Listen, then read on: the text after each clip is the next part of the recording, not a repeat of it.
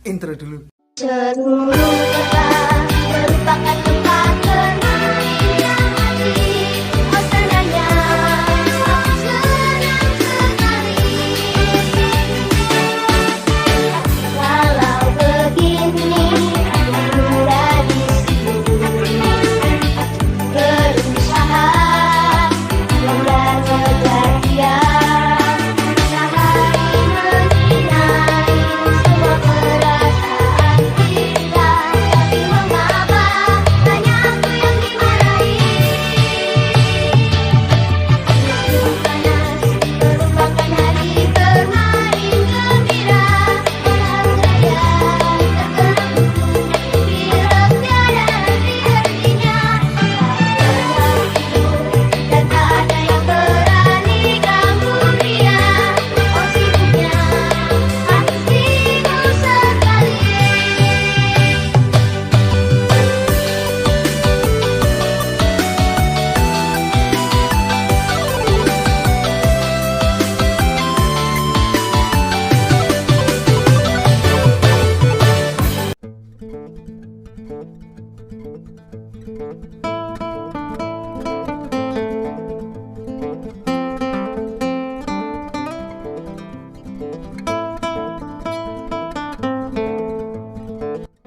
Halo, assalamualaikum warahmatullahi wabarakatuh. Jumpa lagi ya sama saya si Tenisi Deso. Gimana kabar sobat semua? Kemana nih hari Minggu? Iya. Oke, itu cerah banget ya. Ini Minggu ceria. Yang mau liburan monggo. Oke, kali ini saya akan menemani dengan ada servisan HP Vivo ya. Saya terima itu dalam keadaan sinyalnya tuh hilang entah kemana.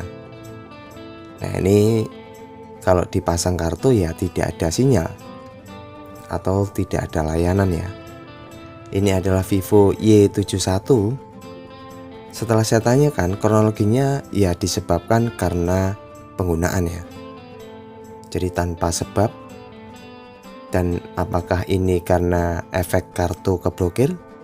Saya tanyakan pemilik, bilangnya sih tidak ya. Karena ini baru beberapa waktu yang lalu, jadi ya kayaknya faktor email blokir tidak ya, karena ini resmi pembeliannya. Ya untuk kasus sinyal itu kita mesti tahu ya kronologinya. Nah ini bilangnya kronologi tidak terjadi apa-apa.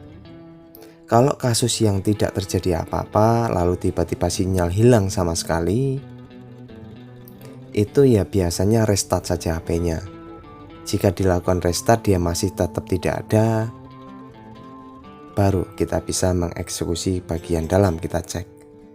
Nah ini saya sudah bongkar untuk bagian back covernya. Untuk Vivo Y71 ini setelah saya browsing menggunakan chipset Qualcomm.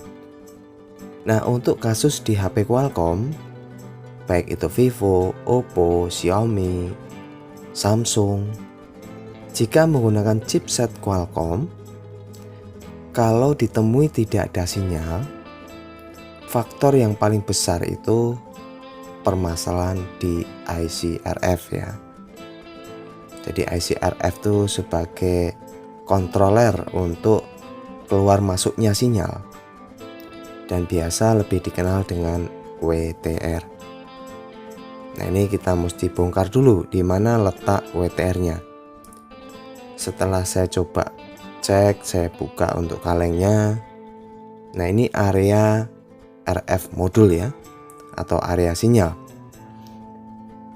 Kemungkinan IC WTR berada di balik besi itu ya, atau kaleng. Karena saya lihat tidak ada IC yang bentuknya itu kotak tapi kecil ya. Ya saya akan coba bongkar untuk penutup kaleng yang bagian sini ya. Karena kemungkinan besar IC WTR-nya di bawah penutup ini.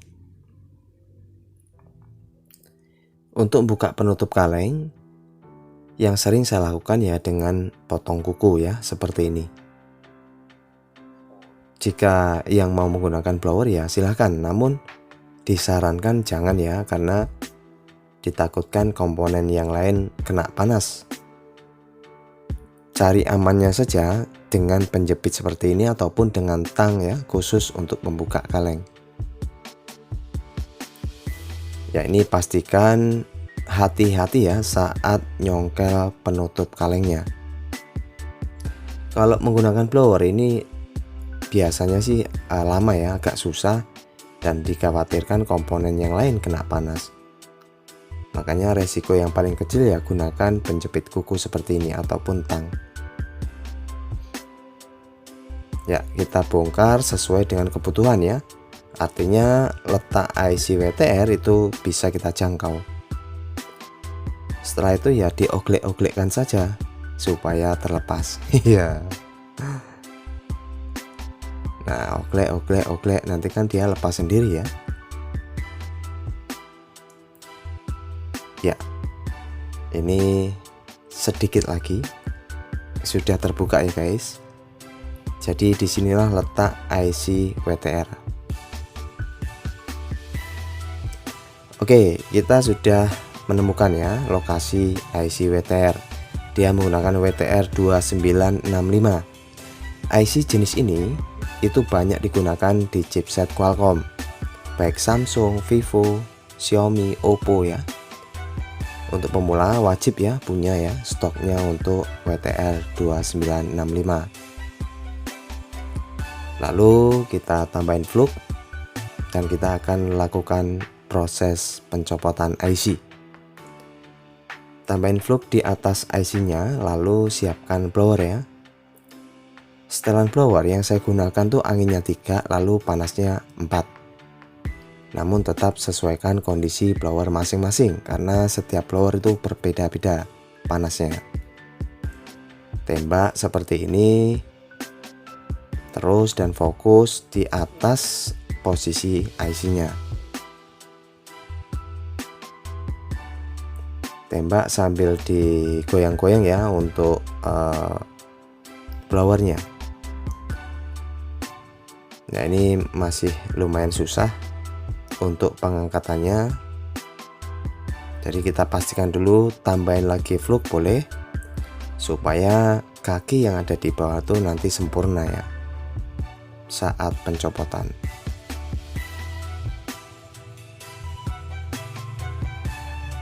Jadi untuk pencopotan ini tidak usah takut dan ragu-ragu ya, untuk pemula lakukan saja. Jadi nggak usah ada wah nanti gimana, pokoknya kerjakan saja dengan keberanian, dengan dengan kenekatan. Itu justru bisa mengukur ya kinerja kita. Kalau kita terus berlatih dan terus berlatih dalam hal pencopotan IC, insya Allah pasti bisa. Ya, sudah tercopot dan lakukan pembersihan ya tentunya. Ya, ini IC untuk yang baru WTR 2965. Yang kepo harganya boleh cek ya di toko online. Oke, kita akan lakukan pemasangan WTR. Jadi WTR untuk 2965 rata-rata modelnya itu kotak seperti ini ya. Dan untuk pemasangan usahakan jangan terbalik. Kita mesti lihat ya posisi model kaki IC-nya dan disejajarkan dengan di mesin ya.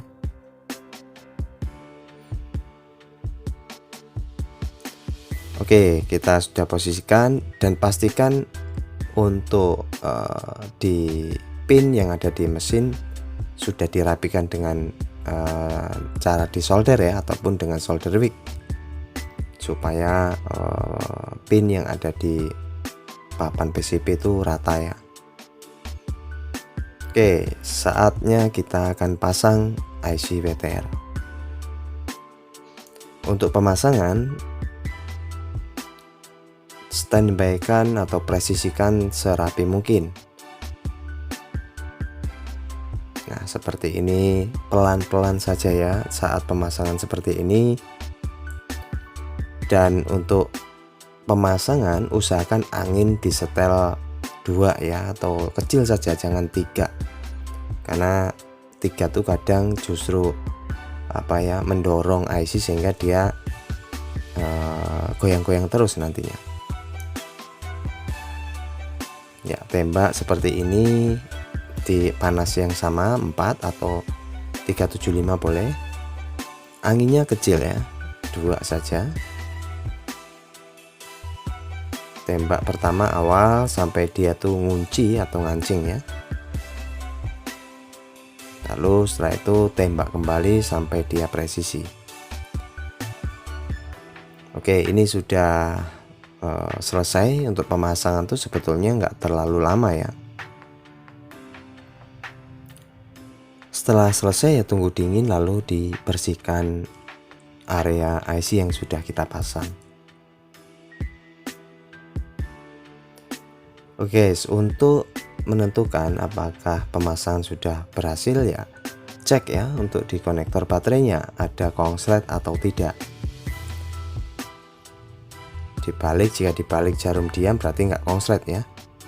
Oke, ini aman, tidak ada konslet. Karena biasanya kalau pemasangan nggak pas itu bisa konslet ya. Jalur di WTH itu ada jalur feedbacknya.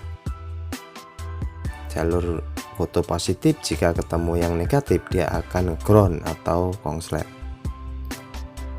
Ya, setelah dipastikan aman tidak konslet ya, kita tinggal rakit kembali ya.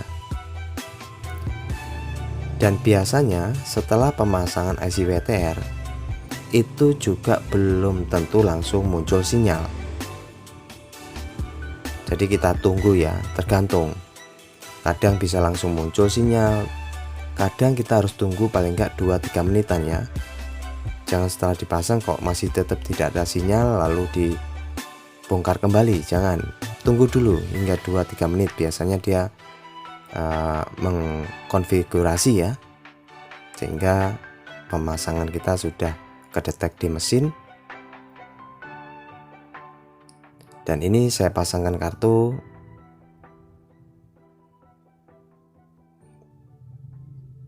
Jadi nggak nentu ya, kadang tuh setelah diganti dia langsung muncul, kadang juga tidak, nunggu proses dulu 2 atau 3 menitan.